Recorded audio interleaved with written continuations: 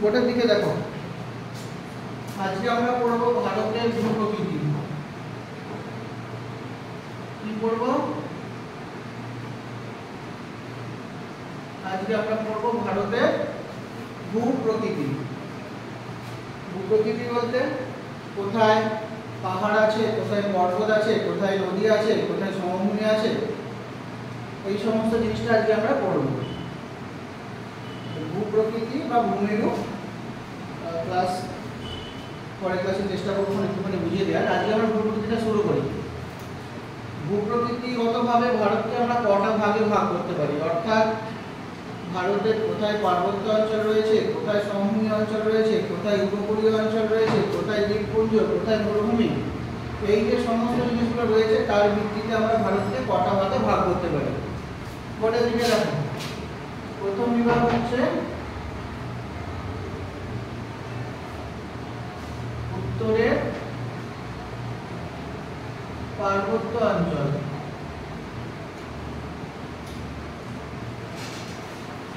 এই রেখাটা দিয়ে আমরা কি বুঝলাম? ভারতের উত্তর দিকে রয়েছে পার্বত্য অঞ্চল। এর অবস্থান দেখো, কোথায় রয়েছে পার্বত্য অঞ্চল?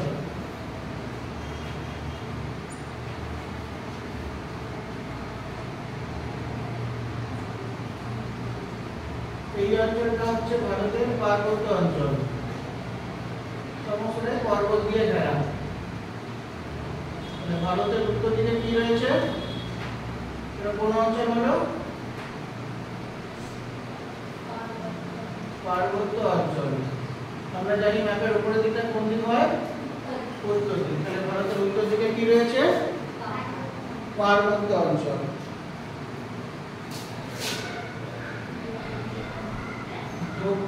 আচ্ছা, উপদ্বীপীয় মালভূমি অঞ্চল।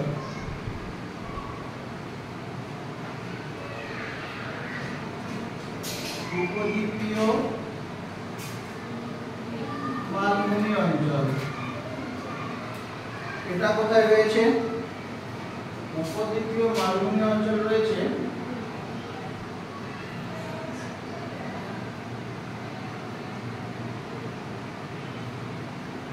এই যে অঞ্চলটা দেখলাম, এটা হচ্ছে উপদ্বীপীয় মালভূমি অঞ্চল।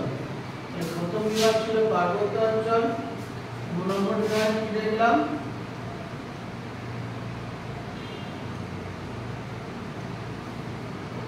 উপদ্বীপীয় মালভূমি।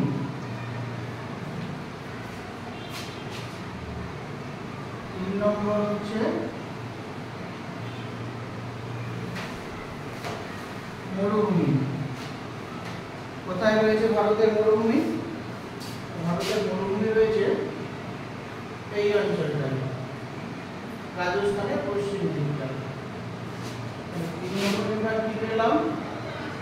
ভারতের মরুভূমির নাম হচ্ছে থর মরুভূমি।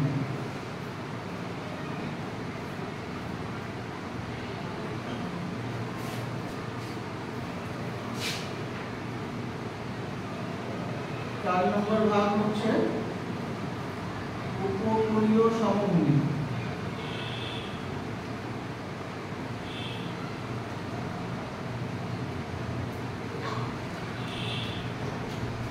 কোন জায়গাটা উপকূলীয় সমভূমি?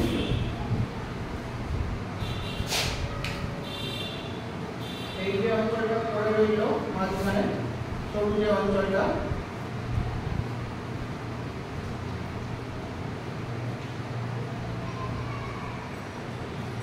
এই অঞ্চলটা হচ্ছে উপকূলীয় সমভূমি।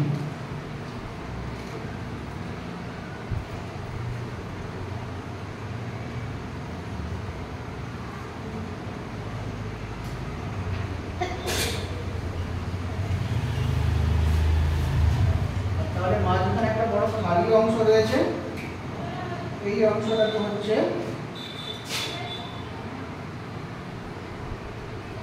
মধ্যভাগের সমভূমি।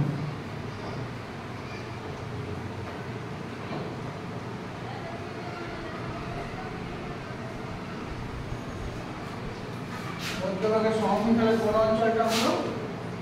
এই অঞ্চলটা হলো মধ্যভাগের সমভূমি।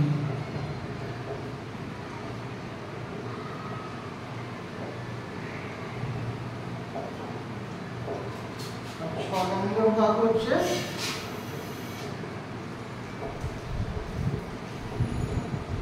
দ্বীপপুঞ্জ সমূহ।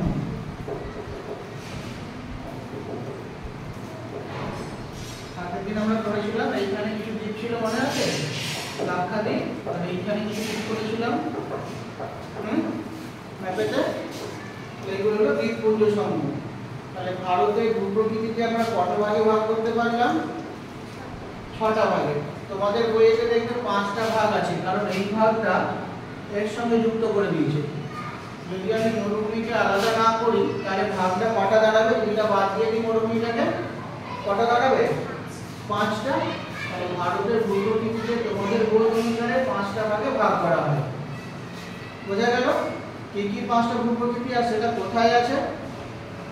উত্তর দিকে রয়েছে পার্বত্য অঞ্চল, দক্ষিণে উপদ্বীপীয় মালভূমি অঞ্চল, মধ্যভাগের সমভূমি অঞ্চল, উপকূলবর্তী অঞ্চল অর্থাৎ সমুদ্র তীরবর্তী অঞ্চলের সমভূমি অঞ্চল, উপকূলের সমভূমি অঞ্চল, থর মরুভূমি এবং দ্বীপপুঞ্জ সমূহ। তাহলে ভারতের ভূপ্রকৃতিকে আমরা কটা ভাগে ভাগ করলাম? 6টা ভাগে। কি কি 6টা ভাগ? 6টা ভাগের নাম তোমরা মনে রাখবে, ভালো করে মুখস্থ করবে। কটা ভাগে ভাগ করলাম ভারতের ভূপ্রকৃতিকে? 6টা ভাগে। কি কি 6টা ভাগ? 6টা ভাগের নাম বলো, বোর্ড দেখে দেখে পড়ো। কি কি 6টা ভাগ?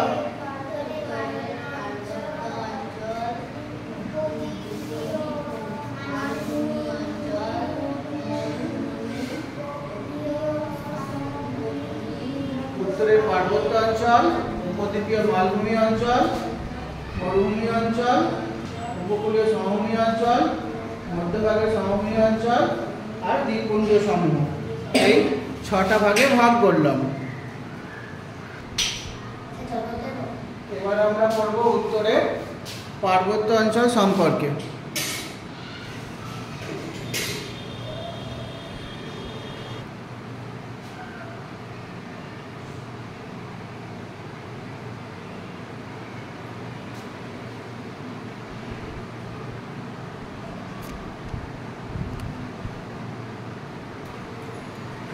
দেখো বোর্ডের দিকে দেখো, উপরে লাল রঙের যে অংশটা আছে সেটা কোন পর্বত শ্রেণী? সেটা হচ্ছে কারাকোরাম পর্বত শ্রেণী। এই কারাকোরাম পর্বত শ্রেণীর সর্বোচ্চ শৃঙ্গ কি আছে? দেখো কেটু লিখেছি, সবথেকে উঁচু অংশটার নাম হচ্ছে কেটু। তাহলে কারাকোরাম পর্বতের সবথেকে উঁচু অংশের নাম কি? কেটু বা গড়ওয়িং কস্টি। এর উচ্চতা হচ্ছে ৮৬১১ মিটার। এটা হচ্ছে পৃথিবীর দ্বিতীয় উচ্চতম শৃঙ্গ। তাহলে পৃথিবীর দ্বিতীয় উচ্চতম শৃঙ্গের নাম কি হলো? কেটু বা গডউইন অস্টিন। পৃথিবীর দ্বিতীয় উচ্চতম শৃঙ্গের নাম কেটু বা গডউইন অস্টিন। পড়া যাচ্ছে না বোর্ডেতে? কেটু দেখা যাচ্ছে না? দেখা যাচ্ছে কি না? পৃথিবীর দ্বিতীয় সর্বোচ্চ অংশের নাম কি হলো? কেটু বা গডউইন অস্টিন। কত উচ্চতা? ৮৬১১ মিটার। বোঝা গেল? আর ব্লু রঙের যে লাইনগুলো টানা আছে ওটা হচ্ছে হিমালয় পার্বত্য অঞ্চল। হিমালয় পার্বত্য অঞ্চল হচ্ছে পৃথিবীর বৃহত্তম পর্বতশ্রেণী। হিমালয় সম্পর্কে কি বললাম? হিমালয় পৃথিবীর বৃহত্তম পর্বতশ্রেণী। পৃথিবীর বৃহত্তম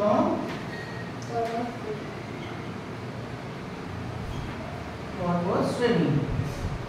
আচ্ছা, এখানে আরেকটা জিনিস জেনেই রাখো, যখন পড়াচ্ছি, আন্দিজ হচ্ছে পৃথিবীর দীর্ঘতম পর্বতশ্রেণী। আন্দিজ পৃথিবীর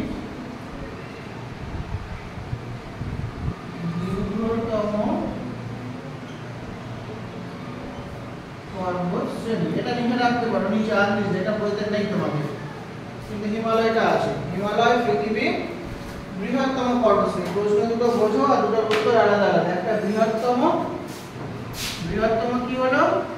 হিমালয়। আর দীর্ঘতম আন্দিজ। পৃথিবীর বৃহত্তম পর্বতশ্রেণী হলো হিমালয়। এই হিমালয় পর্বতের নেপালে একটা অংশ আছে, এটার নাম নেপাল। আগের দিন পড়েছিলাম, মনে আছে? এখানটা নেপাল পড়েছিলাম। এইখানে রয়েছে মাউন্ট এভারেস্ট। মাউন্ট এভারেস্ট উচ্চতা কত? 8,848 মিটার। তাহলে দেখো কারাকোরামের থেকেও বেশি না কম? লেখার পরে কি মনে হচ্ছে?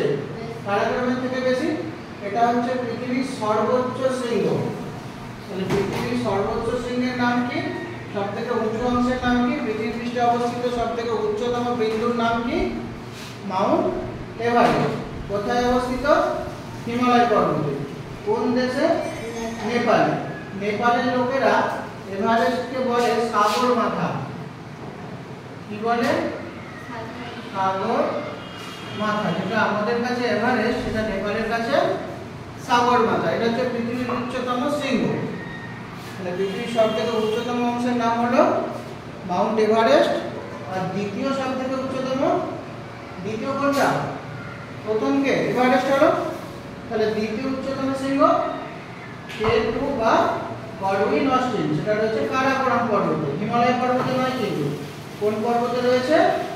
কারাকোরাম পর্বতে। বোঝা গেল? আর ভারতে এখানে সিকিম বলে একটা রাজ্য আছে। আগে থেকে পড়েছিলাম রাজ্যগুলোর অবস্থানেতে। এইখানে একটা অংশ আছে সিকিমে, এটার নাম হচ্ছে কাঞ্চনজঙ্ঘা।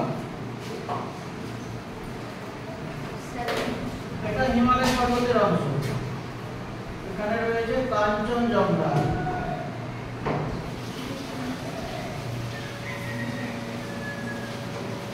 ভারতের সিকিম রাজ্যে রয়েছে কাঞ্চনজঙ্ঘা।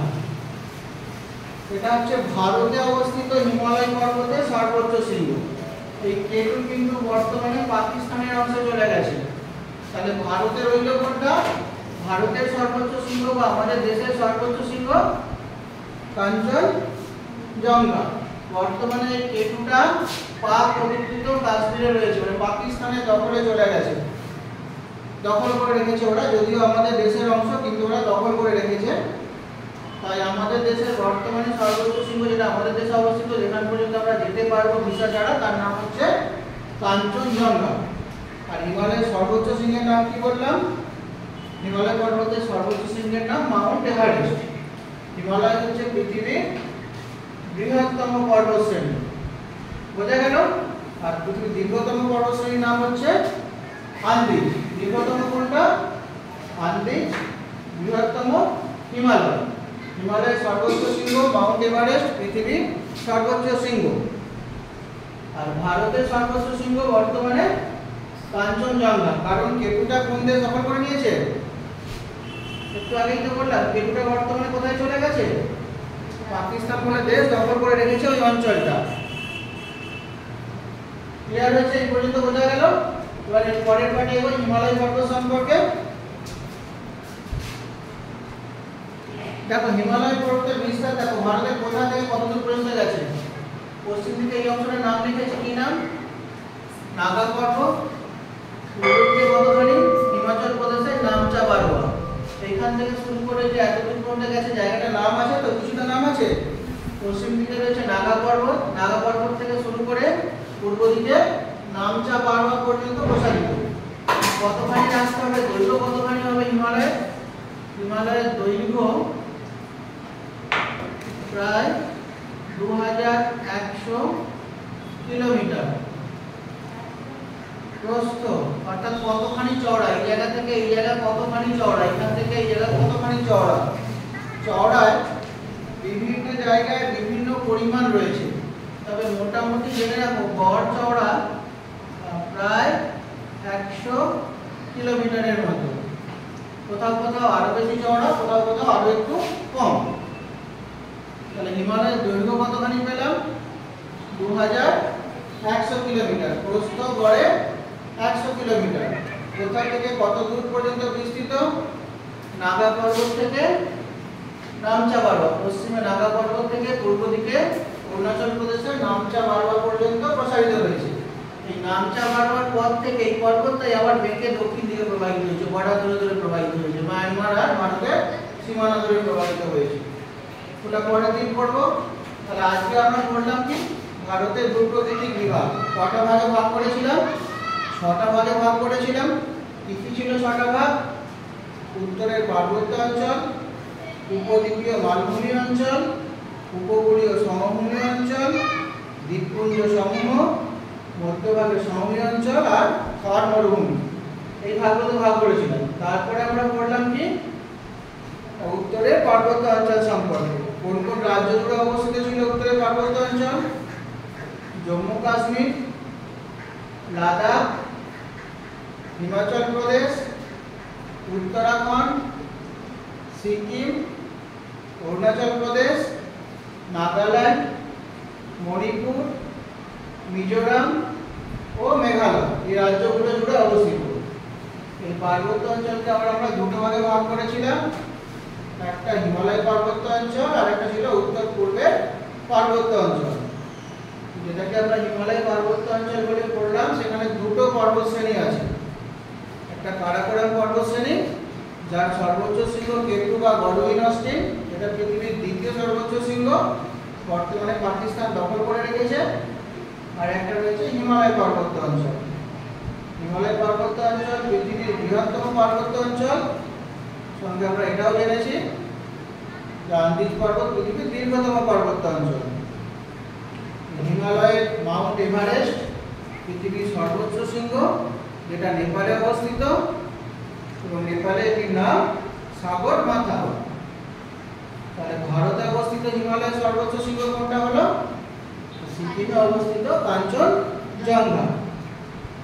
হিমালয় গোটা থেকে কত দূর পর্যন্ত প্রসারিত হয়েছে? পশ্চিম দিকে নাগা পর্বত থেকে পূর্ব দিকে নামচা পর্বত পর্যন্ত প্রায় 2100 কিলোমিটার দীর্ঘ, আর প্রস্থ প্রায় 100 কিলোমিটার। পৃথিবীর সবথেকে উঁচু 10টা শৃঙ্গের মধ্যে 6টা এই হিমালয় পর্বত অবস্থিত, আর সবকটা বেশিরভাগটাই হচ্ছে নেপালে। অন্নপূর্ণা, ধবলগিরি, তারপরে মাকালু, সব নেপালে অবস্থিত। বড় বড় শৃঙ্গগুলো, সর্বোচ্চ শৃঙ্গগুলো। বোঝা গেল? তাহলে এই পর্যন্ত আজকে থাক, পরের দিনে বাকি অংশটাকে আমরা পড়ব।